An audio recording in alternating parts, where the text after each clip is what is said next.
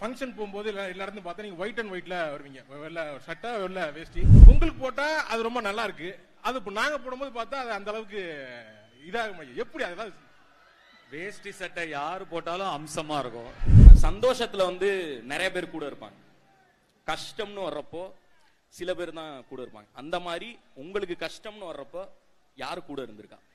அததான் இந்த படத்துல ஒரு பாட்டாவே எழுதியிருக்கேன். ஹலோ சார், அவங்க தான் சார் அந்த கொஸ்டின் கேட்கணும், ஆனா அது ரொம்ப யூஸ்வலா இருக்குன்னு சொல்லிட்டு நாங்களே ஒரு 4-5 கொஸ்டின் எழுதி எடுத்துட்டு வந்திருக்கோம் சார். சார், இட்லி கடை படம் வந்து பசங்க எல்லாம் பார்த்துட்டு ஒரு போஸ்ட் ஒண்ணு பார்த்தேன். இந்த கோயம்புத்தூர் சைடு ஒரு செஃப் ஒருத்தர் இருக்காரு சார், அவரோட கதையை தான் நீங்க படமா எடுக்கிறீங்கன்றாங்க. உண்மையா சார் அது? இல்ல, அந்த மாதிரிலாம் எதுவும் இல்ல, சொந்த கற்பனை தாங்க. நான் என் கிராமத்துல பார்த்த ஒரு சில முக்கியமான கதாபாத்திரங்களை, என் மனசை பாதிச்ச ஒரு சில கதாபாத்திரங்களை மையப்படுத்தி சொந்தமான கதை, கற்பனை கதை, original characters. Sir sir sir கூப்பிட்டா ஒரு மாதிரி இருக்கு, அண்ணன் அப்படின்னு கூப்பிடலாம். ஆனா இப்ப நீங்க வந்து இப்போ ஒரு ஃபங்க்ஷன் போகும்போது எல்லா இடத்துல பார்த்தா நீங்க ஒயிட் அண்ட் ஒயிட்ல வருவீங்க, வெள்ளை சட்டை வெள்ளை வேஷ்டி, அது மாதிரி ஒரு மாலை போட்டு வரீங்க.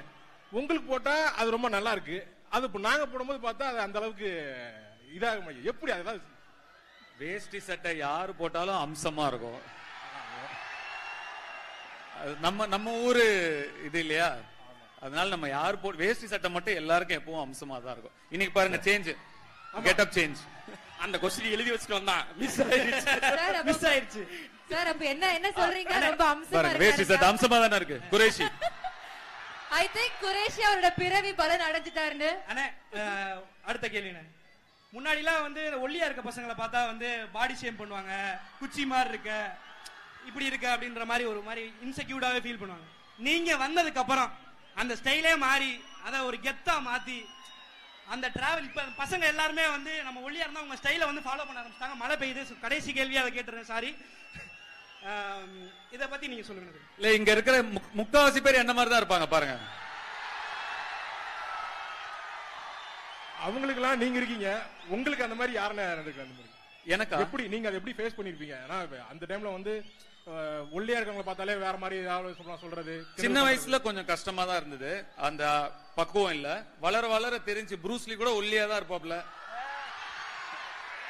வளர வளர அப்படியே அது ஒரு ஃபார்ம் ஆயிட்டோம் அப்படியே. அப்புறம் என்ன, இந்த ஸ்ரீரங்கத்து ஜிகிடி அப்படின்னு ஒண்ணு இருக்குல்ல. ஜிகிடி, ஜிகிடினா என்னது? சிவா தான் சொல்லணும். ஜிகிடின்னா என்ன சிவா சார்? ஜிகிடின்னு நீங்க திருடா திருடல சொன்னீங்களா? எல்லாராலும் ரசிக்கப்படுகின்ற பெண். Okay, super. அப்புறம் இன்னொரு கேள்வினா, அது இல்ல நீங்க கேளுங்க. அண்ணே, ராயன் படம் வந்து ஒரு எக்ஸ்ட்ரீம் ஃபைட்டு, சண்டை, வெட்டு, குத்து, பின்னாடி குத்துறது, இந்த மாதிரி நிறைய இருந்துச்சு. இட்லி கடை வந்து ரொம்ப சாஃப்டா பஞ்சு மாதிரி லைட் ஹார்ட்டடான ஒரு படம். எப்படின்னு ரெண்டு டைரக்ஷன், இந்த எக்ஸ்ட்ரீம் இந்த எக்ஸ்ட்ரீம் எப்படின்னு?